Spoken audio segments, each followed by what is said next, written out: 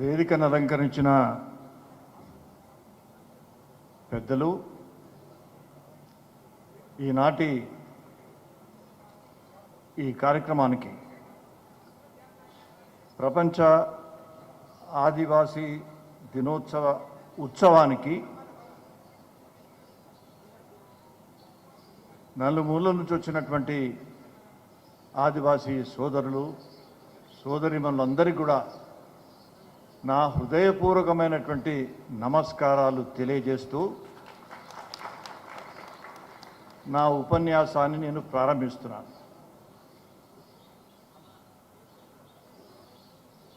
నేను చెప్పేటువంటి విషయాలు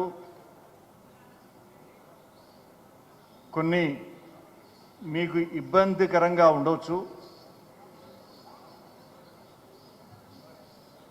కానీ చాలా అవసరమైనటువంటి విషయాల గురించి మాత్రమే నేను చెప్పదలుచుకున్నాను.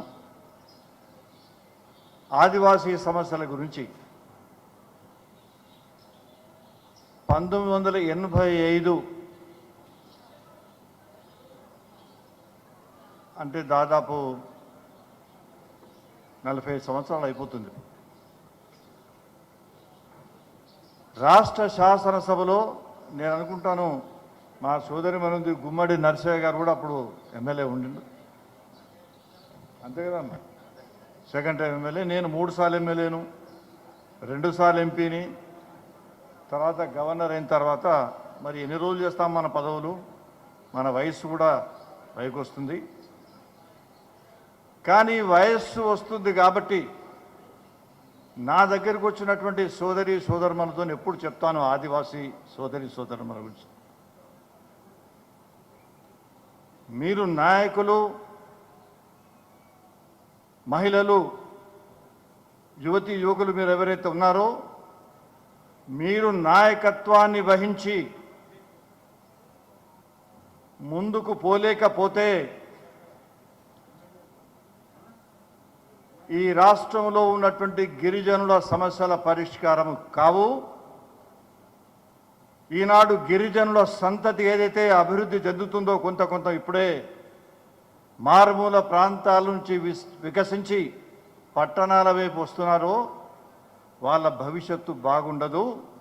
వాళ్ళ భవిష్యత్తు కోసం మీరు కష్టించి పని చేయాలని చెప్తున్నాను. ఎందుకంటే మా వయసు అయిపోయింది. కానీ నా వయసు అయ్యేంత వరకు గిరిజన సమస్యల గురించి ఎన్ని సమస్యలు దేశంలో ఉన్నా ఇదొక్కటే ప్రధానమైనటువంటి సమస్య మనం తీర్చవలసిందని చెప్పడానికి కోసం ఇంకా బ్రతికే ఉంటానని మీ ముందునే మనవి చేస్తున్నాం. ఎందుకు ఆయన ఇంత పెద్ద కథ చెప్తున్నాడు, ఈయన గిరిజన గూడెంలో పుట్టినాడా లేకపోతే ఏమిటి అనే అనుమానం మీకు రావచ్చు. మేము ఎక్కువ ప్రచారంలో లేము. గిరిజన సమస్యల గురించి శాసనసభలో లేవనెత్తినప్పుడు అందరూ నవ్వుతుండేవాళ్ళు. ఎన్టీ రామారావు గారి నుంచి మొదలుకొని చంద్రబాబు నాయుడు, విజయభాస్కర్ రెడ్డి గారు, చెన్నారెడ్డి గారు, వీళ్ళందరూ చూసినాం. మేము అందరి ముఖ్యమంత్రిగా నేను చూసినాను. వీళ్ళకి ఏం పని లేదా ఏందా ఎప్పటికీ యాక్ట్ 170 ట్రైబల్ రెగ్యులేషన్స్ అంటారని అనుకునేవాళ్ళు. ఓసారి అసెంబ్లీలో నన్ను చూస్తేనే నా ఎంబడి అప్పుడప్పుడు వేణుగోపాల్ రెడ్డి గారు, అప్పుడు బీజేపీ కార్యదర్శి ఉంది, ఇప్పుడు వనవాసి దాని కళ్యాణ్ సంబంధించి కార్యక్రమాలు చూస్తున్నారు వేణుగోపాల్ రెడ్డి గారు. మేమిద్దరు ఉండేవాళ్ళం. నన్ను చూస్తూనే 170 అనేవాళ్ళు చాలామంది. మా కొంప ముంచగాయ ఆ 170 ఎత్తేద్దాం, ఎత్తేస్తే మొత్తం గిరిజన ప్రాంతాల్లో భూములన్నీ అమ్ముకుంటాం, లేదా భూములు కొనుక్కుంటాం, కోట్ల ఆస్తులు సంపాదించుకోవాలి, మా పిల్లల పెళ్లిళ్ళు చేయాలి, మీరు అడ్డపడుతున్నారని ఎప్పుడు 35 ఏళ్ళ నుంచే వ్యతిరేకం చేసినటువంటి వాళ్ళు. 35-40 సంవత్సరాల నుంచి కొమరం భీమ్ చూసినాం మనం, బిర్సా ముండాను చూసినాం మనం. ఈనాడు ఆజాదీ కా అమృతోత్సవాలు జరుపుకుంటున్నాం కదా 10 సంవత్సరాల నుంచి. 75 సంవత్సరాలు దాటిపోయింది మనం స్వాతంత్రం వచ్చి. ఈ 75 సంవత్సరాల ఆజాదీ కా అమృతోత్సవ సందర్భంగా ఈ భారతదేశానికి స్వాతంత్రం రావడానికి కారణభూతులైనటువంటి గిరిజన సోదరులను స్మరించుకొని వాళ్ళ గొప్పతనం చేస్తున్నారు.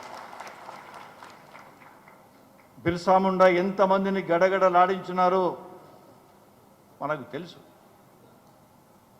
ఈనాడు రాంచీ తదితర ప్రాంతాలకు పోతే మీరు విమానం దిగితేనే బిర్సా ముండా విమానాశ్రయం ఉంటుంది, బిర్సా ముండా గారి యొక్క యూనివర్సిటీ ఉంటుంది, కాలేజెస్ ఉంటాయి. కానీ మన దగ్గర ఏమైనా ఉన్నదా గిరిజన నాయకులకు సంబంధించి? ఏది లేదు. ఇవాళ ప్రపంచ ఆదివాసీ ఉత్సవాన్ని మనం జరుపుకుంటున్నాం. ప్రభుత్వం జరుపుకుంటుందా మరి? ఇవాళ పేపర్లో అయితే నేను చూడలేదు, ఎక్కడ పేపర్లో అడ్వర్టైజ్మెంట్ చూడలేదు. ఎవరో అడ్వర్టైజ్మెంట్ ఉంటుంది, వాని పుట్టినదినం, వాని భార్య పుట్టినదినం, పెళ్లి దినం, చచ్చిన దినం, ఎన్నో ఉంటాయి. కానీ నాడు ప్రభుత్వ తరఫున ప్రపంచ ఆదివాసీ ఉత్సవానికి సంబంధించి ఒక్క ప్రకటన లేదు. ఎందుకు లేదు అని అడుగుతున్నాను. నేను దీన్ని విమర్శించడం లేదు. వాళ్ళు కూడా ఇన్ని రోజులు జరిగినట్టు ఏముంది లేని అనుకున్నారే తప్ప, ఒకవేళ ఇదేదో లాభం ఉంటుంది, రేపు ఓట్లు వస్తాయి, లేకపోతే మా ప్రభుత్వాన్ని బాగుంటుంది ఉంటే బహుశా వేసేవాళ్ళు కావచ్చు, ఈ ప్రభుత్వం కానీ ఏ ప్రభుత్వం కానీ. లేదు అని మాత్రమే చెప్తున్నాను. దీనికి సంబంధించిన ఆలోచన యువకుల్లో ఉండాలి. భవిష్యత్తులో ఇటువంటి పొరపాటును ఏ విధంగా సరిదిద్దాలి అనేటువంటి ఆలోచన ఉండడానికి కోసమే నేను చెప్తున్నాను. కానీ నేను విమర్శించడం లేదు. ఒక మాజీ గవర్నర్గా నేను 3 ముఖ్యమంత్రులకు ప్రమాణ స్వీకారం చేయించిన, మహారాష్ట్రలో, తర్వాత తమిళనాడులో జయలలిత గారు చనిపోయిన తర్వాత. నాకు ఇప్పుడెవరినో విమర్శించి ప్రభుత్వాలను ఇది చేయాలనేటువంటి ఆలోచన లేదు నాకు. కానీ వాస్తవాలను మనం తెలుసుకొని కనీసం ఇటువంటి కార్యక్రమాల సందర్భంగానైనా గిరిజన సమస్యల గురించి ఆలోచించుకొని పరిష్కార మార్గంలో ఉంటామనేటువంటి ఆలోచనతో ఈ మాట మాట్లాడుతున్నాను. ఆజాదీ కా అమృతోత్సవ్ సందర్భంగా బిర్సా ముండా పుట్టిన దినాన్ని, గౌరవనీయులైనటువంటి బిర్సా ముండా పుట్టిన దినాన్ని 15 నవంబర్ దాన్ని జనజాతి గౌరవ దినంగా భారత ప్రభుత్వం ప్రకటించింది. జనజాతి గౌరవ దినం 15 నవంబర్ నాడు. అది మన ఉత్సవాన్ని జరిపించుకోవాలి. మీ సంస్థకు సంబంధించిన వాళ్ళు ఎవరన్నా కూడా వెంటనే భారత ప్రభుత్వానికి, నరేంద్ర మోడీ గారికి, అమిత్ షా గారికి, గిరిజన మంత్రి గారికి చెప్పి మా హైదరాబాదులో వచ్చి ఇక్కడ ఉన్నటువంటి, ఒక హైదరాబాద్ కాదు మొత్తం భారతదేశ వ్యాప్తంగా చూస్తున్నాం మనం తెలంగాణ ఉన్నాం కాబట్టి తెలంగాణలో జరిపించడానికి మీరు పూర్తిగా మద్దతు తెలిపి ఒక ముఖ్యమంత్రి, అక్కడ ఉన్నటువంటి మంత్రిని కానీ ఎవరైనా తీసుకురండి, జనజాతి మరి గౌరవ ఉత్సవాన్ని బిర్సా ముండా గారి పేరిట 15 నవంబర్ నాడు అధికారికంగా చేద్దాం మనం. అప్పుడు గిరిజనులు ఉన్నటువంటి బిడ్డలు వాళ్ళందరూ కూడా ఒక స్ఫూర్తిదాయకంగా ఉంటుంది. ఈనాడు చేసింది కూడా మంచిదే, మనం చేసుకుంటున్నాం. గిరిజనులకు సంబంధించినటువంటి ఏదైతే ఆదివాసీ దినోత్సవం చేయడానికి యునెస్కో వాళ్ళు, యునైటెడ్ నేషన్స్ సంబంధించినటువంటి ఆర్గనైజేషన్ ఏదైతే ఉందో, ఎడ్యుకేషనల్ అండ్ కల్చరల్ అసోసియేషన్ ఉందో, యునైటెడ్ నేషన్స్ వారి నిర్ణయం ప్రకారంగానే ఇది జరుగుతుంది. ఇది ఎందుకంటే పాపం వాళ్ళు అనుకున్నాడు ఏదైనా గిరిజనులకు సంబంధించిన ఉత్సవం చేద్దామని అనుకున్నారు. ప్రపంచవ్యాప్తంగా ఉన్నటువంటి మూల పురుష ఉత్సవం జరుపుకుంటున్నాం చేయాలని ఆలోచన చేసినారు. కాబట్టి ఆ ఆలోచన చేసిన దినం ఇది, ఈ దినం కాబట్టి 9th కాబట్టి ఇది మనం కూడా చేసుకుంటున్నాం. మంచిదే, ఇది చేసుకోవాలి. కానీ నేను ఈనాడు అంటున్నాను, నేను యునెస్కో వాళ్ళు కానీ యునైటెడ్ నేషన్స్ వాళ్ళు కానీ ఇటువంటి ముఖ్య విషయాన్ని చెప్తే వాళ్ళు అనుసరిస్తారు. అంతర్జాతీయ మాతృభాష ఉత్సవాలను మనం చేసుకుంటున్నాం ఈ మధ్యన 21 ఫిబ్రవరి నాడు. 21 ఫిబ్రవరి అంతర్జాతీయ మాతృభాష ఉత్సవం ఏం చేసుకున్నామంటే, ప్రపంచంలో ఉన్న భాషలన్నీ ఎవరి భాష వాడు కాపాడుకోవాలని బంగ్లాదేశ్ వాళ్ళు తమ బెంగాలీ భాషను కాపాడుకోవడానికి ఆనాడు మరి 1950లో ఉద్యమం చేసినప్పుడు కొంతమంది ఫైరింగ్లో చనిపోతే వాళ్ళు చాలా బాధపడి 21 ఫిబ్రవరి నాడు మాకు అన్యాయం జరిగింది, మా బంగ్లా భాష గురించి మేము ఉద్యమం చేస్తే మా పిల్లలు హత్యకు గురైనారని వాళ్ళు యునెస్కో వాళ్ళకు యునైటెడ్ నేషన్స్కు రిక్వెస్ట్ చేసి ప్రపంచవ్యాప్తంగా భాషలు తమ భాషలు ఏదైనా కావచ్చు, తెలుగు కావచ్చు, గుజరాతీ కావచ్చు, ఇంకా ఫ్రెంచ్ కావచ్చు, ఇంకేదైనా కావచ్చు, ఈ భాషలు కూడా అంతరించిపోతున్నాయి. కాబట్టి దీనికి సంబంధించి ఈ 21 ఫిబ్రవరి నాడు అంతర్జాతీయ భాషకు సంబంధించి మదర్ లాంగ్వేజ్ ఏ భాషలో అయితే వారు నేర్చుకుంటున్నారో వాళ్ళ మాతృభాష దినోత్సవాన్ని 21 ఫిబ్రవరి నాడు ప్రపంచవ్యాప్తంగా జరుపుకోవాలని బంగ్లాదేశ్ వాళ్ళు కోరితే యునైటెడ్ నేషన్స్ ఒప్పుకున్నారు. యునెస్కో వాళ్ళు జరిపిస్తున్నారు. నేను కూడా జరిపిస్తున్నాను, 4 సంవత్సరాలు జరుపుతున్నాను ఇక్కడ. కానీ పాపం అక్కడ అన్యాయం అయిపోయింది. అక్కడ మన హసీనా వచ్చింది, మన దగ్గర తలదాచుకుంటుంది. ఆ ఉద్యమంతో బెంగళూరుతో మనకు తెలియదు. ఈ చరిత్రనే ఎందుకు చెప్తున్నానంటే బిర్సా ముండా గారి పేరట ఉన్నటువంటి ఈనాడు మనం ఉత్సవం ఏదైతే 15 నవంబర్ నాడు జరుపుకోబోతున్నాం, ఆయన జన్మదినాన్ని ఆదివాసీ ఉత్సవంగా, ఆదివాసీ గౌరవప్రదమైనటువంటి ఉత్సవంగా, ఆదివాసీ గౌరవాల పేరట ఈనాడు కేంద్ర ప్రభుత్వం అనౌన్స్ చేసింది. కాబట్టి ఆ ఉత్సవాన్ని జరుపుకుంటున్నామని నేను ఇక్కడ ఉన్నటువంటి పెద్దలు, నా వేదిక చాలామంది ఉన్నారు, మా లా కాలేజ్ ప్రిన్సిపల్ గారు ఉన్నారు, మిగతా రిటైర్డ్ ఆఫీసర్స్ ఉన్నారు, అక్కడ సెల్లో బాగా మాట్లాడేటువంటి సోదరుడు ఉన్నాడు, మనందరం ఉన్నాం ఇక్కడ. మీరందరూ కలిసి యునైటెడ్ నేషన్స్కి మీరు రిప్రజెంట్ చేయాలి. ఈ ఉత్సవాన్ని చేసుకుందాం, అంతర్జాతీయ ఆదివాసీ దినోత్సవం చేసుకుందాం. అదేవిధంగా ప్రపంచవ్యాప్తంగా బిర్సా ముండా గారి పేరిట అయితే మనం ఉత్సవం చేసుకుంటున్నామో ఇప్పుడు ఆదివాసీ గౌరవ ఉత్సవాన్ని మనం ఏ విధంగా చేసుకుంటున్నామో ఆదివాసీ గౌరవ ఉత్సవాన్ని 15 నవంబర్ నాడు ప్రపంచవ్యాప్తంగా ఉన్నటువంటి పూర్వ ఆదివాసులు, ఎక్కడైతే ఆదివాసులు ఉన్నారో, పూర్వజనులు ఉన్నారో, పూర్వీకులు ఉన్నారో వాళ్ళ ఉత్సవంగా ప్రపంచవ్యాప్తంగా మీరు జరిపించుకోవాలని మీరు లెటర్ రాస్తే, మన గిరిజన సోదరి మనం రాస్తే ప్రపంచం ఒప్పుకుంటుంది, యునైటెడ్ నేషన్స్ ఒప్పుకుంటుంది, మనకి ఏ బాధ ఉండదు. ఈ ప్రభుత్వం ప్రకటించిందా ఏంది, ఇది అధికారికంగా లేదు. అధికారికంగానే మరి బిర్సా ముండా గారి జన్మదినోత్సవం ప్రపంచవ్యాప్తంగా ఉన్నటువంటి మూల పురుషులు ఉన్నటువంటి వాళ్ళ పేరిట, వాళ్ళ అభివృద్ధి కోసం, వాళ్ళ అన్యాయానికి గురి కాకుండా ఉండడానికి ఆ ఉత్సవాన్ని ప్రపంచవ్యాప్తంగా అన్ని దేశాలు ఎక్కడెక్కడైతే వాళ్ళు ఉన్నారో జరుపుకోవాలని మనం నిర్ణయించాలి. దాని గురించి యునైటెడ్ నేషన్స్ను మనం కోరుదాం. నేను మంత్రి గారికి, ప్రధానమంత్రి కూడా ఉత్తరం రాస్తానని మీకు నేను మనవి చెప్తున్నాను. ఇది జరుపుకుందాం, అది జరుపుకుందాం. గిరిజనులకు జరిగినటువంటి అన్యాయాలను వ్యతిరేకించడానికి అన్ని పార్టీలను మనం కోరుకుందాం. ఈ ముఖ్యమంత్రిని కోరుకుందాం, గవర్నర్ గారిని కోరుకుందాం, ఏ పార్టీ నాయకులు అందరినీ కోరుకుందాం. మీరందరూ ఆలోచించాలి. మీరందరూ ఆలోచించవలసిన ఏకైక సమస్య ఇది అని చెప్పడానికి అందరి యొక్క సహాయ సహకారం మనం తీసుకుందాం. నేను ఇంతకుముందు చెప్పినట్టుగా ఎక్కువ సమయం తీసుకొని నేను ఎప్పుడు మేము అసెంబ్లీలో ఉన్నప్పుడు గిరిజనులకు సంబంధించి మమ్మల్ని అడిగేవారు. కరీంనగర్ జిల్లాలో రాయకల్ మండలం ఉంది.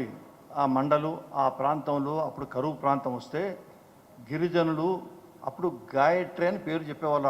గిరిజనులు మరి అయ్యో నాకు తెలియదు, చాలామంది తెలియదు అన్నారు. వాళ్ళు అనే దుంప దొరుకుతుంది అక్కడ. ఆ దుంపలు తీసుకొని వాళ్ళు తినేవాళ్ళు. చాలామందికి బీమార్లు వచ్చేది. ఈ విషయాన్ని ఎన్టీ రామారావు గారితో చెప్పడం జరిగింది. నేను అప్పుడు వారు ముఖ్యమంత్రిగా ఉన్నప్పుడు, మీరు గిరిజనులకు సంబంధించి అక్కడ నీళ్లు ఇచ్చినట్టయితే మరి ఇంత బాధలు ఉండవంటే కొన్ని లిఫ్ట్ ఇరిగేషన్ కూడా అప్పుడు తీసుకురావడం జరిగింది.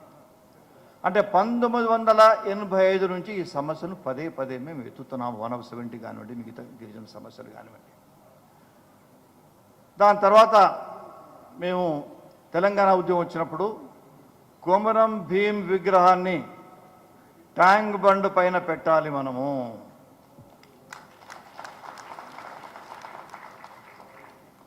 మీరు చప్పట్లు కొడుతున్నారు, సంతోషమే. ట్యాంక్ బండ్ పైన ఇదివరకు వెలిసింది. అది ఎట్లా వెలిసిందంటే ఈ గిరిజనుల ఉద్యమాలకు సంబంధించి అప్పుడప్పుడు మేము ఖమ్మం తదితర ప్రాంతం నుంచి బాణాలను తెప్పించుకునే వాళ్ళం, విల్లంబులను తెప్పించుకునే వాళ్ళం. ధర్నా చేసినప్పుడు కానీ గిరిజనులు కూర్చోబెట్టేవాళ్ళం. 17 సెప్టెంబర్ నాడు హైదరాబాద్ విమోచన దినంగా గుర్తించాలని ఎప్పుడు ఉద్యమం చేశాం. ఇప్పుడు అది మేమైతే ఉద్యమం చేసి ఎన్నో సంవత్సరాల తర్వాత చివరికి భారత ప్రభుత్వం ఒప్పుకున్నది. అధికారికంగా ఇప్పుడు చేసుకుంటున్నాం. 17 సెప్టెంబర్ను మన విమోచన దినంగా చేసుకుంటున్నాం. ఒకనాడు మేము ఇవాళ మీరు ఏ విధంగా అయితే ఉస్మానియా యూనివర్సిటీ నుంచి జూలూరు తీసుకొని వచ్చినారో అదేవిధంగా 17 సెప్టెంబర్ను వెంటనే విమోచన దినంగా మీరు డిక్లేర్ చేయాలని డిమాండ్ చేస్తూ శాసనసభ ముందుకు ఆ ప్రొసెషన్ తీసుకుని పోయినాం. అక్కడ కొమరం భీం యొక్క కాంస్య విగ్రహాన్ని తయారు చేసుకొని ఒక జీపులో పెట్టుకొని నేను దత్తాత్రేయ గారు మిగతా అందరం పోయి అక్కడ విల్లంబులను కూడా ధరించి ఆ ఫోటో కూడా ఉంది. మీ ఆర్గనైజర్కి ఇద్దాం, తర్వాత ఈ మధ్య వస్తే ఫోటోలు పేపర్లు కూడా పుస్తకాలు కూడా ప్రచురించడం ఇదివరకే మళ్ళీ చేస్తాం. నాకెప్పుడు అవకాశం రాలేదు మీ అందరి ముందు మాట్లాడదు కాబట్టి కొన్ని వివరంగా ఇవన్నీ చెప్తున్నాను నేను. అప్పుడు దత్తాత్రేయ గారు నేను ఆ విల్లంబును పట్టుకొని మైక్లో చెప్పినాం, బిడ్డ 17 సెప్టెంబర్ అయింది, దీని తర్వాతనే ట్యాంక్ బండ్ పైన కొమరం భీం విగ్రహాన్ని పెట్టాలి. మీరు పెట్టకపోతే ఇంకో విగ్రహం తెచ్చినాం, మేము కాంస్య విగ్రహం, మేమే కాంస్య విగ్రహాన్ని ట్యాంక్ బండ్ పైన పెడతాం, జాగ్రత్త అని హెచ్చరించినాం. మా దత్తాత్రేయ గారు అది పట్టుకొని పాపం చాలాసేపు పట్టుకొని ఇది విడువన అన్నాడు అమ్మను. అంటే గిరిజన సోదరుడు అన్నాడు, అయ్యో అది నిజమైనది, సినిమాలు చూసేది కాదు, అది నిజమైనదే, మీరు కొడితే కూడా చచ్చిపోతారు అక్కడ, మరి జాగ్రత్త అని అప్పుడు చెప్పింది నేను ఎప్పుడు మర్చిపోలేను నేను. తర్వాత వెంటనే ప్రభుత్వం ఇక్కడ అధికారి ఉన్నతాధికారి తెల్లవారు వెంటనే జీవో ఇచ్చినారు. ఆ జీవో ఇచ్చి దత్తాత్రేయ గారు నేనున్న ఫోటోను పబ్లిష్ చేసినారు. ఆ జీవోతో పాటు జోడించినారు. వాళ్ళు జోడించి డబ్బులు శాంక్షన్ చేయడం జరిగింది. కొమరం భీం విగ్రహం ప్రతిష్టాపన చేసుకున్నాం అక్కడ. అది కూడా అసలు ఇనాగరేట్ చేయలేదు, అది అధికారికంగా కూడా దాన్ని తెరదింపి పెద్ద ఉత్సవాన్ని ఇప్పుడు చేయలేదు ఈ ప్రభుత్వం. ఏదో నడుస్తున్నది ఆయన తుపాయి పోకుండా నిలబడ్డాడు పాపం కొమరం భీం, స్ఫూర్తిన వాళ్ళు పోతున్నారు, దండలు వేస్తున్నారు, అది చేస్తున్నారు. తర్వాత నేను చేయించిన కొమరం భీం విగ్రహాన్ని రాయకల్ మండలంలో అక్కడ గిరిజన పాఠశాలను ప్రారంభం చేసి ఆ గిరిజన పాఠశాల ముందు విగ్రహాన్ని పెట్టినాం. ఆ పాఠశాలలో స్కిల్ డెవలప్మెంట్ సెంటర్ అయితే అక్కడ నడుస్తూ ఉంది. అందులో గిరిజన అమ్మాయిలు అబ్బాయిలు నేర్చుకుంటున్నారు, స్కిల్ నేర్చుకుంటున్నారు, వాళ్ళకు ఉద్యోగాలు దొరుకుతున్నాయి. అక్కడ ఆ విగ్రహం ఉంది. ఎప్పుడన్నా మీకు తీరుగా ఉంటే ఆ విగ్రహాన్ని ఒకసారి చూసి రావాలని మీ అందరితో నేను కోరుతున్నాను. సరే, ఈ రాష్ట్ర శాసనసభ చరిత్రను వదిలి పెడదాం. తెలంగాణ అయిపోయిన తర్వాత నేను మహారాష్ట్ర గవర్నర్ అయినా.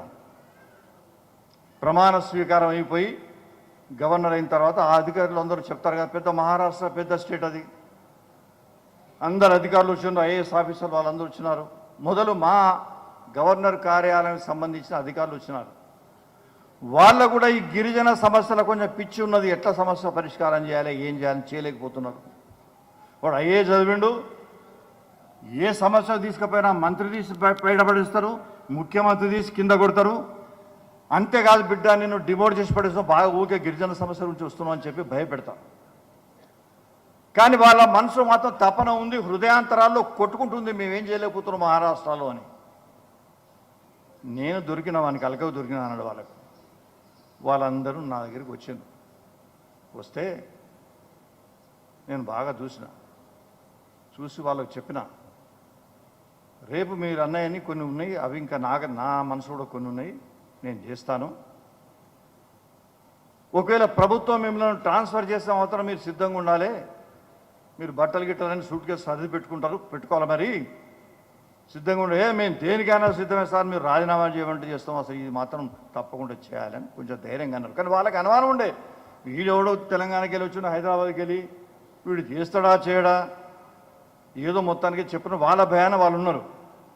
వెంటనే ఆ రాత్రి అధికారుల సమావేశం ఏర్పాటు చేసి గవర్నమెంట్ నుంచి కంటే ఇంకెవరిని మంత్రిని కానీ ముఖ్యమంత్రి కానీ పిలవకండి, ఎందుకంటే నేను పిలిస్తే అందరు వస్తారు, గవర్నర్ పిలిచి వస్తారు కదా, ముఖ్యమంత్రి అందరు వస్తారు కదా, ఎవరు అవసరం లేదు అన్న.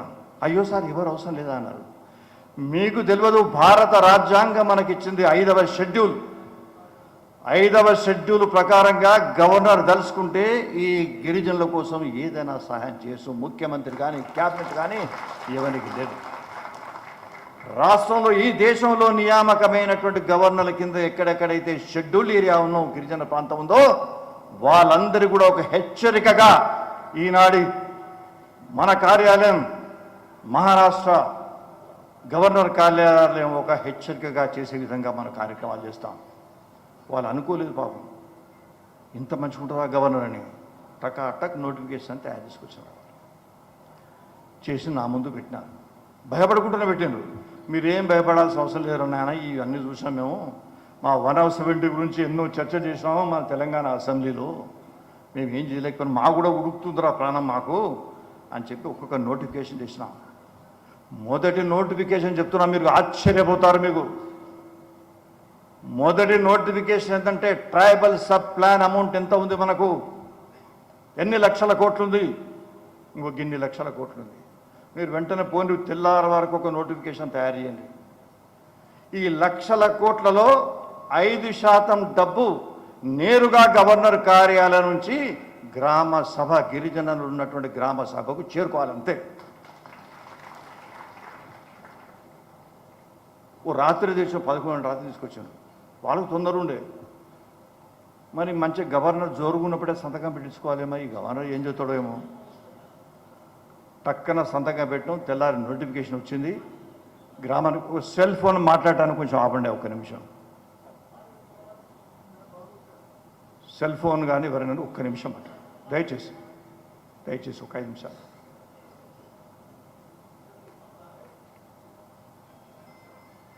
సంతకం పెట్టేశారు, పోయింది. పోయినాక 15 రోజులకు మా ఫైనాన్స్ మినిస్టర్ ముదుగంటి వారు ఉన్నాడు కదా, ముదుగంటి వారు వచ్చాడు గవర్నర్ ఆఫీస్, భయపడుకుంటూ వచ్చాడు. ఎందుకంటే ఆయనతో గిరిజనులందరూ అంటున్నారు, సార్ మాకు ఏదో పైసలు వచ్చినాయి. ఎక్కడ పైసలు ఇవి? మేము గవర్నర్ అడగలేదు, ఏం చేయలేదు గవర్నర్ను. నీకా మొన్న ఎలక్ట్రాన్ నేనే ప్రమాణ స్వీకారం చేసిన, పట్టణం వేసిన పోయిన తర్వాత. మొన్ననే మీకు ప్రమాణ స్వీకారం చేసాం కదా, మీకు మేము దరఖాస్తు అయ్యలేదు, మరి ఎక్కడికి వెళ్ళొచ్చా పైసలు ఇవి? ఆయన కూడా బాగా చూసిన, అమ్మ నోటిఫికేషన్ ఇది కథ ఉన్నారా మన. ఆయన ఫైనాన్స్ మినిస్టర్, ఆయన పైసలు పోతాయి, ఇక కోట్లు పోతాయి గిరిజన ప్రాంతాలకు. వెంటనే తెల్లారు వచ్చాడు. ఎవరు వచ్చాడు? గిరిజన ఎమ్మెల్యేలను తీసుకొని వచ్చాడు. మీరు చాలా జాగ్రత్తగా ఆలోచించుండి, గిరిజనులకు వ్యతిరేకంగా ఏ విధంగా జరుగుతుంటారో మీరు చూడండి.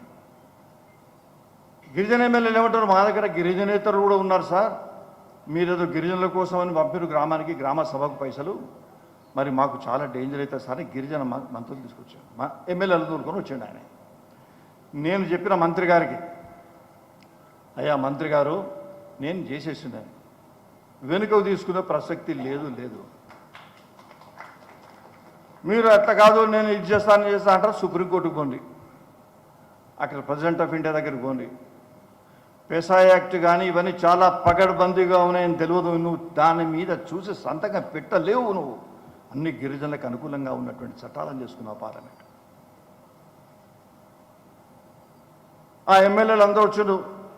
ఇదే ఆఖరి మీరు మళ్ళీ ఇంకొకసారి గిరిజనులకు వ్యతిరేకంగా మీరు గిరిజన ఎమ్మెల్యేలు వస్తే నా కార్యాలయంలో మీకు అడ్మిషన్ లేదు, ప్రవేశం లేదు. మీకు అమలైపోయింది. ముఖ్యమంత్రి వచ్చిండు, చెప్తే సలహా ఇచ్చాను, పెద్ద గిరిజనుల మీటింగ్ పెట్టేసి ఇట్లా నోటిఫికేషన్ ఇచ్చింది గవర్నర్ గారు. ఈ 5% డబ్బు మనకు వచ్చింది, ఎట్లా ఖర్చు పెట్టాలో మీరు ఆలోచించండి అంతే. ఇది మాత్రం వ్యతిరేకం లేదు, తీసేసి లేదు. దాని తర్వాత అది చేసుకున్నారు. ఇప్పుడు పోతున్నాయి 100,000 కోట్ల రూపాయలు నేరుగా గ్రామ పంచాయతీలు, గ్రామ సభలకు పోతున్నాయి. గిరిజనులు స్వావలంబన, స్వపరిపాలన, ఆత్మ గౌరవంతో మరి మా గిరిజన గూడెం ఏ విధంగా పరిడవిల్లుతుంది భవిష్యత్తులో అని చెప్పడానికి మహారాష్ట్రలో ఈనాడు ఆ కార్యక్రమం చేయడం జరిగింది. అంతేకాకుండా మైనర్ ఫారెస్ట్ ప్రొడ్యూస్ అంతా మీ చేతిలోనే ఉంది. గిరిజనులకు ఉన్నటువంటి గ్రామ పంచాయతీ చేతిలో మైనర్ ఫారెస్ట్ ప్రొడ్యూస్ ఉంది. ఆ పెద్ద మనిషి చంద్ర గారు, జస్ట్ రిటైర్డ్ జడ్జి గారు కూడా ఉన్నారు, సంబంధం ఆఫీసర్స్ ఉన్నారు. మైనర్ ఫారెస్ట్ ప్రొడ్యూస్ నేను ఎప్పుడు పాడేరు మిగతా ప్రాంతాలకు పోయినప్పుడు అక్కడ కొన్ని గ్రామాలు కూడా అడాప్ట్ చేసుకున్నా, అక్కడ గిరిజన గ్రామాలను అడాప్ట్ చేసుకున్నాను. మైనర్ ఫారెస్ట్ ప్రొడ్యూస్ అంతా కూడా గిరిజనులకే ఫారెస్ట్ అధికారులు వచ్చాక చూడలేరు. బీడీ లీవ్స్ ఉన్నాయి కదా, బీడీ లీవ్ టెండర్లు గిండర్లు అని కూడా వాళ్ళకే ఫారెస్ట్ ఆఫీసర్లు చేయను సార్. బీడీలు చేస్తే పాపం గిరిజనులు చేయగలుగుతారా? వాళ్ళకు గిరిజనులే మరి అర్రా చేసుకోగలుగుతారా? లేదు లేదు, పెసా చట్టం ప్రకారంగా ఈ గిరిజన ప్రాంతంలో ఉన్నటువంటి చెట్టు పుట్ట తేనె అన్నీ కూడా ఇది గిరిజనులయే, నీది కాదు నాది కాదు, వాళ్ళే యాక్షన్ ఇస్తారు. మొదలు వాళ్ళు ఆబ్జెక్ట్ చేసినారు, కానీ తర్వాత ఒప్పుకున్నారు. అక్కడ ఇదివరకు వచ్చిన ఇన్కమ్ కన్నా ఎక్కువ ఇన్కమ్ వస్తుంది. ఇప్పుడు గిరిజన సభలే, గ్రామ సభలే యాక్షన్ చేస్తున్నది. అక్కడే మైనర్ వాటర్ ట్యాంక్స్ అయితే చిన్న చిన్న చెరువులు అవన్నీ కూడా వాటి యాక్షన్ కూడా వీళ్ళే చేయాలి, గ్రామ పంచాయతీ గిరిజనులు చేయాలి. గిరిజనలో ఉన్నటువంటి గిరిజన సభలు, ఆ పంచాయతీ సభలో ఉన్న వాళ్ళందరూ కూడా గిరిజన సభ్యులే ఉండాలి. మీ అందరికీ అనుమానం కావచ్చు, వాడు నాన్ ట్రైబల్ ఉంటాడు, మరి అందులో ఉన్నారు కదా 10 మంది అని. లేదు, గిరిజన ఏదో పెసా చట్టం ప్రకారంగా గిరిజన గ్రామ సభలో ఉన్నటువంటి సభ్యులందరూ కూడా గిరిజన సభ్యులే ఉండాలని మీకు మనవి చేస్తున్నాను. కొంత పొరపాటు జరుగుతున్నాయి అక్కడక్కడ. మైనర్ ఫారెస్ట్ ప్రొడ్యూస్ వాళ్ళకే అయిపోయింది. చెరువులు, ప్రాన్స్, గీన్స్, దానికి సంబంధించిన హ్యాచరీస్ కూడా తెప్పించుకున్నారు వాళ్ళు. హ్యాచరీ తెప్పించుకొని మరి ఎట్లా ఎరువు మనకు కావాలి కదా, రొయ్యలు దానికి ఇంకా మరి రొయ్యలు పోయాలి కదా, రొయ్యలు కావాలి కాబట్టి హ్యాచరీస్ కూడా తెప్పించుకొని ఈనాడు బ్రహ్మాండంగా డబ్బులు తెప్పించుకున్నారు ఆస్తున్నారు. మైనర్ ఫారెస్ట్ ప్రొడ్యూస్లో ఇంకోటి ఫారెస్ట్ ఆఫీసర్ వచ్చాడు నాగరికి, పెద్ద ఆఫీసర్ కాదు. అందరూ బాంబు ఉన్నది కదా, వెదురు అంటారా? బాంబుని ఏమంటారు ఇక్కడ? వెదురేనా? మన బాంబు ఉన్నది కదా, వెదురు. ఈ వెదురు పెద్ద చెట్టు సార్ అది. ఎందుకంటే ఫారెస్ట్ యాక్ట్ 1927లో ఉన్న యాక్ట్లో ఈ వెదురు, ఈ బొంగు ఉన్నది, ఇది వృక్షము, మహావృక్షం అంటది. బోధి వృక్షం, ఇంకే వృక్షం అన్నట్టు రాసింది వృక్షం. కాబట్టి మీ ట్రైబల్ మీ యొక్క నోటిఫికేషన్ చూసి అందరు బాగా ఎగిరిపోతున్నారు సార్ ఊళ్ళల్లో గిరిజనులు. ఇది కూడా మాకే కావాలంటున్నారు ఈ చెట్టు. ఈ బ్యాంబు వాళ్ళకి ఎట్లా పోతుంది సార్? ఇది చెట్టు అన్నది కదా అన్న చూపెట్టింది ఇట్లా. ఈ పుస్తకంలో యాక్ట్ 1927 ఫారెస్ట్ యాక్ట్లో ఇది చెట్టు అని ఉన్నది, అట్లా అని నాకు చూపెడుతున్నాడు. అంటే నీకు తెలియదు గవర్నరు, ఇక్కడ చెట్టు అని ఉన్నది, ఈ చెట్టును వాడెట్లా అనుకుంటాడు, ఆ గిరిజనుడు ఎట్లా కావాలనుకుంటు నాదనుకుంటాడు, కాదది ఆయనకు తీసుకుని హర్రా చేసి ఆ డబ్బులు గ్రామ పంచాయతీ పెట్టుకునే అవకాశం లేదు అని అట్లా అని చెప్పిన. అది మార్చి పడేస్తాను నేను, అది మార్చేస్తాను నేను. చట్టం సార్ ఇది ఎట్లా మారుస్తారు మీరు? ఇది పిచ్చోడా, షెడ్యూల్ 5 ప్రకారంగా నా గిరిజన సోదరి మనులకు ఏ చట్టం ఉన్నా అది రాష్ట్ర చట్టం కావచ్చు, పార్లమెంటు చట్టం కావచ్చు, నరేంద్ర మోడీ గారు ప్రధానమంత్రి ఉన్నటువంటి పార్లమెంట్ చట్టం కావచ్చు, ఏ చట్టాన్ని నా గవర్నర్ మార్చగలుగుతాడని ఉంది అందులో. వెంటనే తెల్లవారి నోటిఫికేషన్, ఇది వింటున్నారుగా మా ఆఫీసర్లు, మా ట్రైబల్ డిపార్ట్మెంట్ పిలిస్తే మా ఆఫీసర్లు వినబట్టి తెల్లారబోయి ఒక నోటిఫికేషన్ తీసుకొచ్చారు. ఇప్పటి నుంచి ఈ నోటిఫికేషన్ ఇచ్చిన తెల్లారి నుంచి మీరేదో చెట్టు అని అంటున్నారో అది మైనర్ ఫారెస్ట్ ప్రొడ్యూస్, చిన్న బుష్ అని చెప్పి నోటిఫికేషన్ ఇచ్చేసిన. ఈ విధంగా ఎన్నో నోటిఫికేషన్లు పడతాయి. గర్భిణీ స్త్రీలకు, అంగన్వాడీలకు కోడిగుడ్లు ఉండయి, వాళ్ళకు ఆహార భోజనం ఉండదు. మరి దీనికి డబ్బులు ఇద్దాం, ట్రైబల్ సప్లాన్లో డబ్బులు వచ్చినాయి కదా, ఆ డబ్బులు ఇద్దాం, అంగన్వాడీలకు ఇద్దాం, గర్భిణీ స్త్రీలకు ఇద్దాం, వాళ్ళకు పోషక ఆహారాన్ని ఇద్దామంటే ఆ డిపార్ట్మెంట్ వాళ్ళు వచ్చారు. సార్ మీరు ఇస్తామంటున్నారు కానీ డబ్బులు మరి ఉన్నాయి కానీ మరి చట్ట ప్రకారంగా అది central act, food security act central act, అది సెంట్రల్ యాక్ట్ కాబట్టి మరి మేము కట్టుబడి ఉన్నాము అని. ఫారెస్ట్ అధికారులకు ఏ విధంగానైతే చెప్పినానో, బిడ్డ మీ సెంట్రల్ యాక్ట్ తీసుకురా, ఆ పేజీని ఊడబీకు చింపిపడి కొత్త నోటిఫికేషన్ పెడదాం అని చెప్పేసి అక్కడ ఉన్న మహిళలకు, గర్భిణీ సోదరిమణులకు, తర్వాత అంగన్వాడీలో ఉన్నటువంటి పిల్లలందరికీ కూడా ఈనాడు ఫుడ్ సెక్యూరిటీ ఇచ్చే అవకాశం ఉంది. ఇటువంటి ఎన్నో చేసిన మహారాష్ట్రలో అన్నీ చెప్తే మీకు చాలా ఆలస్యం అవుతుంది. కానీ చాలాసేపు అయింది కదా చెప్పుడుగా, ఇంకో 5 నిమిషాలు తీసుకోనా? 5 నిమిషాలు తీసుకుని పెట్టారు. ఇవి మహారాష్ట్రలో అమలవుతున్నాయి. కొంతమంది గవర్నర్లు కూడా వచ్చినారు నాగరికి. ఏంటి సార్ మేము ఒప్పుకుంటే మేము అంటున్నాం మీలాగా మేము చేద్దాం అనుకుంటున్నాం. అచ్చా, ప్రణబ్ ముఖర్జీ గారు చెప్పినారు గవర్నర్ సమావేశంలో, మహారాష్ట్రలో గిరిజన సోదరులకు ఏ విధంగా అయితే షెడ్యూల్డ్ ఏరియాలో ఎన్ని సహకారాలు జరుగుతున్నాయో మీ రాష్ట్రాల్లో చేయండి. పెసా యాక్ట్ వచ్చింది కానీ రూల్సే ఫ్రేమ్ చేయలేదు ఛత్తీస్గఢ్ ఆ ప్రాంతంలో. ఇంకా అమలు ఎప్పుడు చేయాలి? 20 సంవత్సరాలు దాటినా కూడా చట్టం అయిపోయింది అక్కడ, ఇక్కడ అమలు కాలేదు. నీకు రూల్సే ఫ్రేమ్ చేయాలి, ఆలోచనే లేదు నీకు. నేను ఇంతకుముందు చెప్పింది ఎందుకంటున్నా అంటే, గిరిజన సోదరులకు సంబంధించి ప్రభుత్వ అడ్వర్టైజ్మెంట్ ఉందా లేదా అంటే ఉండని, లేకపోని నువ్వు తప్పు చేయని, తప్పు కాకపోని ఇంకా మనం కోరుతాం ప్రభుత్వాలను. వాళ్ళ యొక్క ఆలోచన ఆ విధంగా ఉంది. ఈనాడు ఏ సమావేశమైనా ప్రపంచ గిరిజన ఉత్సవం జరుపుకుంటున్నా కూడా మనం గిరిజన సమస్యల నుంచి మాట్లాడతాం. దీన్ని ఏ విధంగా పరిష్కారం కావాలని ప్రయత్నం చేస్తామో తప్ప ఇంకేం లేదు కదా. అయితే గవర్నర్ గారి సమావేశంలో చాలామంది గవర్నర్ దగ్గరకు వచ్చి, సార్ అని మీ విధంగా మీరు చేసినట్టు మేము చేద్దామంటే మా ముఖ్యమంత్రి ఒప్పుకుంటలేడు, మా మంత్రులు ఒప్పుకుంటలేరు. అంటే నేను చెప్పి వాళ్ళ పేర్లు చెప్పేవాళ్ళు చాలా పెద్ద స్థాయిలో ఉన్నారు పాపం. ఇప్పుడు వాళ్ళు గిరిజనులే. వాళ్ళకి నేను ఒకటే చెప్పినా, అమ్మ మీరు మొత్తం పెట్టే బిడ చదువుకొని మీరు వాడు ఒప్పుకోకపోని సొంతంగా పెట్టి పడేయండి, ప్రెస్కి ఇచ్చేయండి, మీరు పోండి, మీ ఊరికి మీరు పోండి. అది ఆ రంగంలో ఒప్పుకోరు, ఈ ముఖ్యమంత్రులు కానీ మంత్రులు కానీ ఒప్పుకోరు అనే విషయం చెప్పడం జరిగింది. ఏదేమైనా ప్రణబ్ ముఖర్జీ గారు అందరి గవర్నర్లకు మహారాష్ట్రలో ఏ విధంగానైతే గిరిజనుల హక్కుల పరిరక్షణ కోసం ఇదేందో ఆ విధంగా మీరు చేయాలని చెప్పడం జరిగింది. కొంతమంది చేస్తున్నారు, నాకు మాట్లాడుతున్నారు, చేస్తున్నారు. మనం ఏదైనా కార్యక్రమాన్ని చేసుకున్నట్లయితే ఇప్పుడు ఉన్నటువంటి కేంద్ర మంత్రి అతను కూడా పిలుదాం, జోవల్ రామ్ గారు కూడా పిలుదాం. జోవల్ రామ్ గారిని మా గ్రామాన్ని తీసుకుపోయి ట్రైబల్ అప్పుడు ఉన్నటువంటి ఏకలవ్య పాఠశాల ప్రారంభం చేస్తే ఇప్పుడు 1000 మంది విద్యార్థులు అయినారు అక్కడ. ఇదివరకు అప్పుడు నేను మంత్రిగా ఉన్నప్పుడు, యూనియన్ మినిస్టర్గా ఉన్నప్పుడు తీసుకోవడం జరిగింది. ఏదేమైనా నేను చివరగా చెప్పేది ఒకటి పాయింట్. అసలు యుద్ధం చేయవలసింది యుద్ధానికి జరిగినటువంటి పనే. ఇక్కడ గిరిగిలాని కమిటీ వేసినారు. అంతకుముందేమో 170 ఉంది. 170 ప్రకారంగా ఎక్కడ మనకు లాభం జరగలేదు ఇంతవరకు. భూములు వచ్చినాయి అనుకోండి, మీకు ఎన్ని వచ్చినాయో గిరిజనేతలు మీకన్నా ఎక్కువ భూములు వచ్చేసినాయి. గిరిజనులకు ఎన్ని వచ్చినాయో గిరిజనేతలు కూడా అన్ని భూములు పట్టాలు జరిగినాయి. నేను గిరిజనేతలకు వ్యతిరేకంగా అంటే ఒక్కసారి నీకు ఒక చెడు ఏదైనా ఒక పద్ధతి, నువ్వు బతికే పద్ధతి ఆలోచిస్తే వాడు ఎంత దూరం పోతాడు. నువ్వు బ్రతికించు అనే సిద్ధాంతం వాడు పట్టుకోడు. వాడు మొత్తానికి గిరిజనేతలు అందరూ వచ్చినారు. గిరిజన ప్రాంతాల్లో అన్ని జిల్లాల్లో వాళ్ళే భూములు లేకపోయినాయి. కొంతమంది పట్టా అయింది, కొంతమంది పట్టా లేకున్నా కూడా అనుభవిస్తున్నారు. కొన్ని గవర్నమెంట్ భూములు కూడా ఉన్నాయి. ఖమ్మం డివిజన్లో 25,000 ఎకరాల ప్రభుత్వ భూమి ఉంటుందా? 25,000 ఎకరాల ప్రభుత్వ భూమి ఎవరి సొమ్మది, ఎవరయ్యా జాగిరది?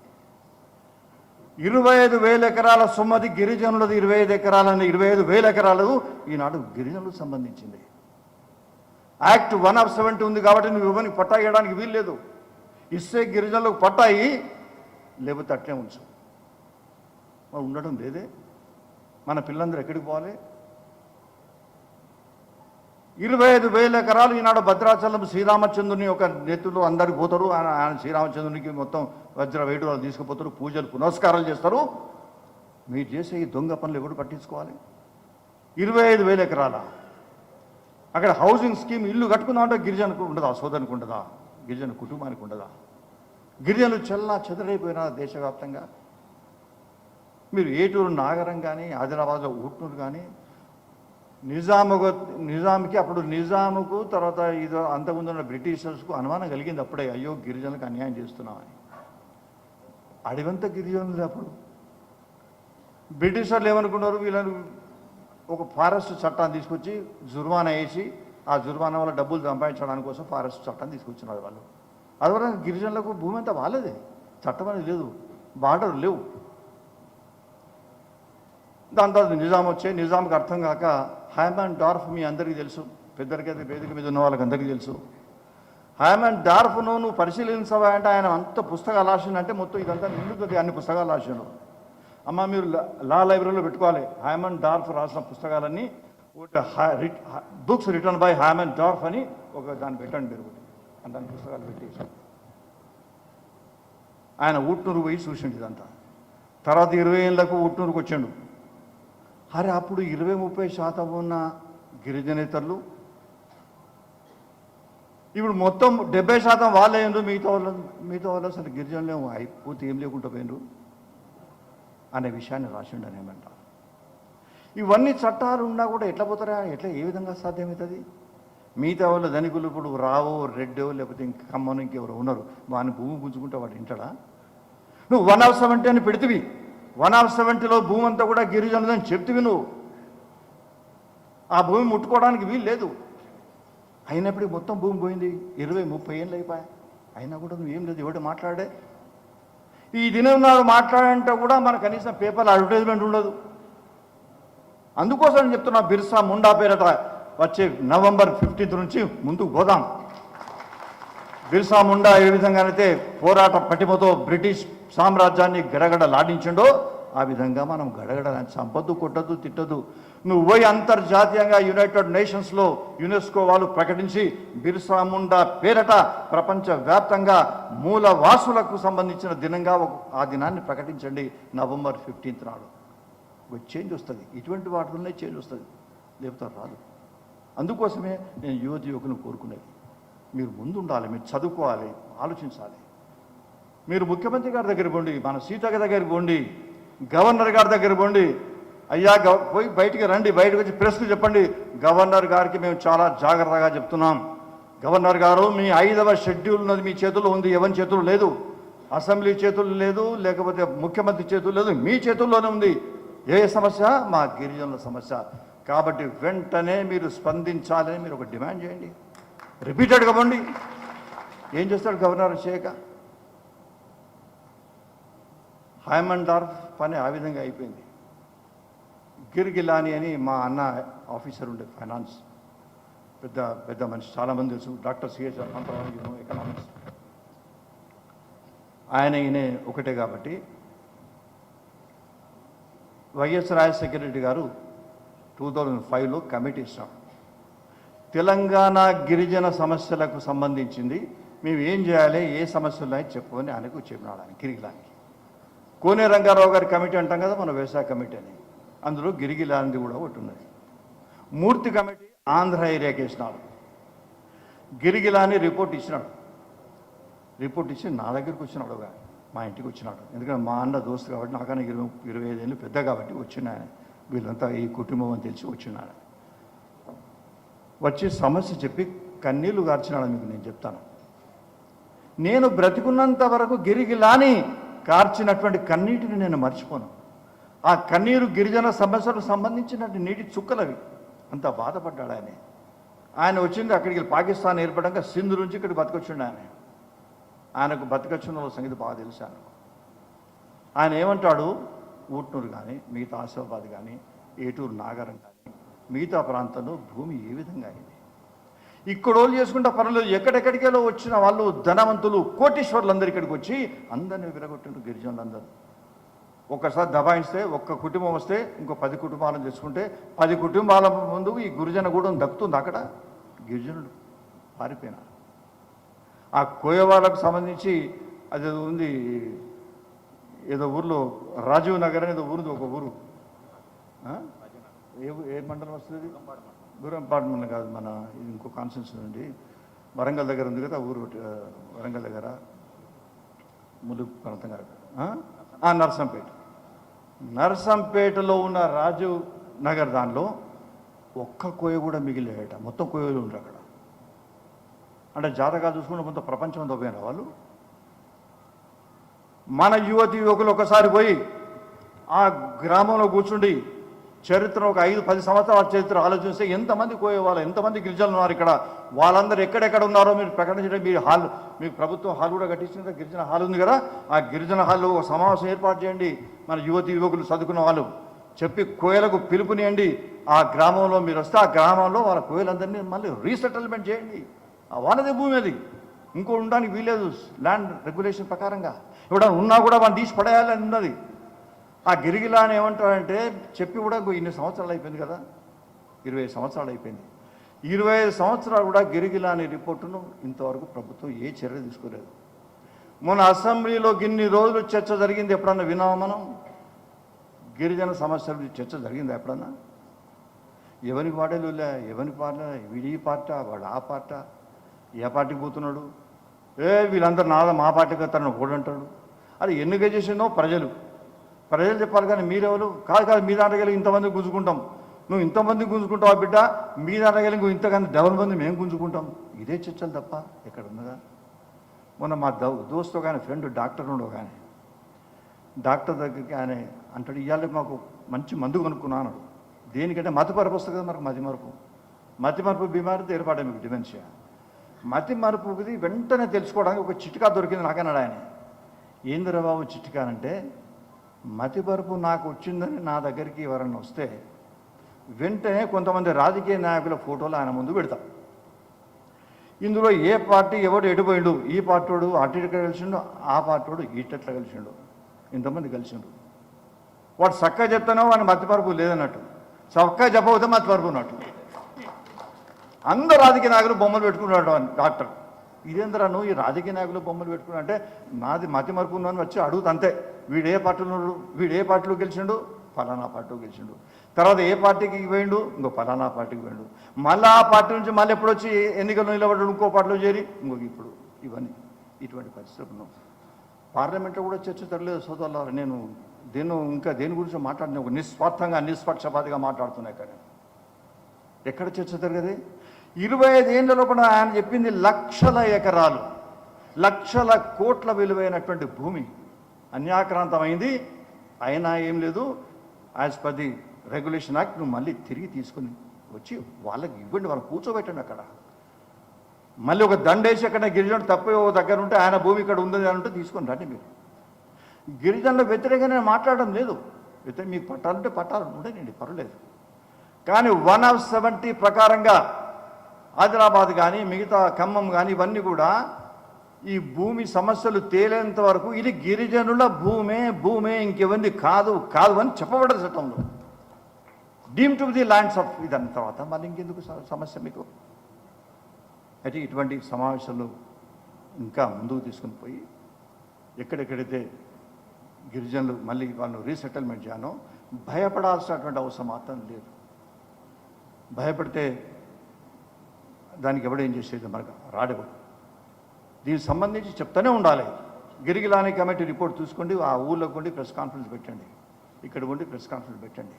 దీని ద్వారా ఇదివరకే పంచశీలత మహాత్మా గాంధీ గారు, మా పండిత్ జవహర్లాల్ నెహ్రూ గారు చెప్పినటువంటి పంచశీలలో ఏ విధంగా గిరిజనుల యొక్క మరి అభివృద్ధి జరగాలంటే ఆయన కొన్ని సూత్రాలు చెప్పడం జరిగింది. ఆ విధంగా మరి నైపుణ్య కేంద్రాలను మీరు గ్రామాల్లో పోయినట్టయితే పెట్టినట్టయితే బ్రహ్మాండంగా జరిపేటువంటి అవకాశం ఉంటుంది. కార్పొరేట్ సోషల్ రెస్పాన్సిబిలిటీతో ఫండ్స్ తీసుకొని ఎవడైనా కొంత పారిశ్రామికత చేయదలుచుకుంటే మీరు వెంటనే ఒక ఊర్లో వాళ్ళ భూములు ఇచ్చేసి వాళ్ళకు సహకరించినట్టయితే మన గిరిజన అమ్మాయిలు అబ్బాయిలు చదువుకునేటువంటి అవకాశం ఉంటుంది.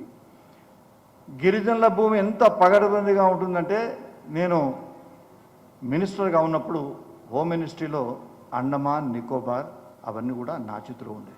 మీ అందరికీ తెలుసు కదా, అండమాన్ నికోబార్ అయితే తెలుసు మీకు పోయిన రోజు లేదో నాకు తెలియదు, కానీ అక్కడ ఉంటాయి. అక్కడ 6 గిరిజన జాతులు ఉన్నాయి. నికోబార్ అనే ప్రాంతంలో ఎండ్ పోవాలంటే మీరు అండమాన్ నికోబార్ ఎండ్ ఇందిరా పాయింట్ ఉంటుంది. అక్కడికి పోతే మీకు ఇండోనేషియాలో లైట్లు కనపడతాయి రాత్రి పూట, అంత దూరం ఉంటుంది. 2 గంటలు పోవాలి సముద్రం మీద. కాబట్టి మధ్యాహ్నం ఒకటి నికోబార్లో ఎయిర్పోర్ట్ కట్టాలని నెహ్రూ గారు అక్కడికి పోయాడు. అంటే ఎంత పగడబందీగా ఉంది ట్రైబల్ చట్టం అనేది. అంతర్జాతీయంగా కూడా చాలా కేంద్రీకరించిన వాళ్ళు ట్రైబల్స్. మనం ఏదైతే స్టెప్ తీసుకుందాం అనుకున్నామో, బిర్సా ముండా పేరిట తీసుకుందాం అనుకున్నట్టు అంశం కూడా అంతర్జాతీయాన్ని ఆకర్షిస్తే తప్పకుండా. అప్పుడు నెహ్రూ గారు ఆ గ్రామానికి పోయి అడిగిండు గిరిజనులను, మీరు కొంత భూమిని ఇవ్వండి, ఇస్తే నేను ఎయిర్పోర్ట్ కడతా ఇక్కడ అంటే. పండిత్ జవహర్లాల్ నెహ్రూ గారే చేతులు జోడించి గిరిజన తండాలకు పోయి అక్కడ రిక్వెస్ట్ చేసిన వాళ్ళని. 1 గంట తర్వాత గిరిజనులు ఒప్పుకొని సరే మీరు కట్టండి అని రాసిచ్చి సంతకాలు పెట్టారు. ఎయిర్పోర్ట్ అక్కడ తయారైంది. నెహ్రూ గారు అన్నారు, మరి నేనేమి ఇవ్వాలి మీకు, మీరు మాకు ఇచ్చినారు కదా, నన్ను ఏమైనా అడుగుండి, ఏదైనా ప్రజెంటేషన్ అడిగితే. వాళ్ళని మాకెందుగా, మేము గిరిజనులు, మేము కష్టం మీద బతికేటోళ్ళము, మాకెందుకు, అది మా గౌరవం మేము కాపాడుతున్నాం, మీరు దొడుక్కున్నారు కదా, వాస్కోట్ ఉన్నారు కదా, మీరు దొడుక్కున్నది ఇంకా వాస్కోట్ ఒక్కటి మాకు ఇచ్చుకోండి, మేము జ్ఞాపకార్థం రాసుకుంటాం. వెంటనే వాస్కోట్ తీసి ఇచ్చాడు నెహ్రూ గారు. ఇది కథలు కథలుగా చెప్పుకుంటారు గిరిజన ప్రాంతంలో. ప్రపంచంలోనే ప్రిమిటివ్ ట్రైబల్స్ అక్కడ సెంటినల్స్ అన్నారు, ఇంకా అక్కడ 200 మంది ఉన్నారు, 300 మంది. అక్కడికి కూడా పోలేదు, నేను కూడా పోలేదు. అప్పుడు మంత్రి ఉన్నప్పుడు కూడా నేను పోతే మనం దశుడు అక్కడికి పోతే. ఇంత ప్రపంచవ్యాప్తంగా ఉన్నటువంటి సెంటినల్స్ కానీ గిరిజన ప్రాంతాలు ప్రిమిటివ్ ట్రైబల్స్ ఉన్నటువంటి ఈ భారతదేశంలో మరి గిరిజనులకు అన్యాయం జరగడం మంచిది కాదు. దీనికి సంబంధించి భవిష్యత్తులో మీరు ఏ కార్యక్రమం తీసుకున్నా కూడా నేను ముందు దానికి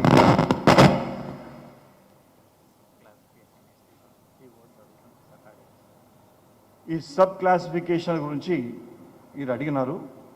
ఇది మీకు తెలిసింది, కోర్టు పరిధిలో ఉంది సమస్య. ఆ సమస్య గురించి మళ్ళీ ఇంకో సెమినార్ పెట్టుకున్నప్పుడు మనం మాట్లాడుకోవచ్చు. నా ఉద్దేశంలోనైతే మొన్న ఈ ప్రిమిటివ్ ట్రైబల్స్ అని తీసుకొచ్చి పర్టికులర్ ట్రైబల్స్ అనేది ఒక 75 జాతులు కూడా విధించడం జరిగింది. 75 దీని గురించి ఈ 75 జాతులు మొదలు దాన్ని చూసుకుందాం మనం. ఇక్కడ ఉన్నటువంటి నాగర్ కర్నూలులో ఉన్నటువంటి ప్రాంతం కానివ్వండి, మిగతా ప్రాంతాలు ఉన్నాయి, ఇవన్నీ కూడా డెవలప్ చేయడానికి కేంద్ర ప్రభుత్వం ఇండ్లు కానీ ఇంకా చాలా మంజూరు చేసింది. ఇప్పుడు ఈ చాలా విగరస్గా ముందుకు పోవడానికి సిద్ధంగా ఉన్నారు. కాబట్టి మీరు వాటి గురించి మాట్లాడి కొంత డెవలప్మెంట్ మనం చూపెట్టిన తర్వాత ఈ ట్రైబల్స్లో ఏ సమస్యను కూడా ఏ మంత్రి దగ్గరికి పోయినా ఎక్కడికి మీరు రమ్మన్నా కూడా నేను రావడానికి సిద్ధం, ప్రధానమంత్రి కానీ గవర్నర్ కానీ ఇక్కడ తెలంగాణలో గిరిగిలాని రిపోర్ట్ కానీ 1 of ఏదో 70 ఉందో అది ఇచ్చినటువంటి తీర్పు ఏదో 100,000 ఎకరాలు ఉన్నదో అది మాకు చెందాలి.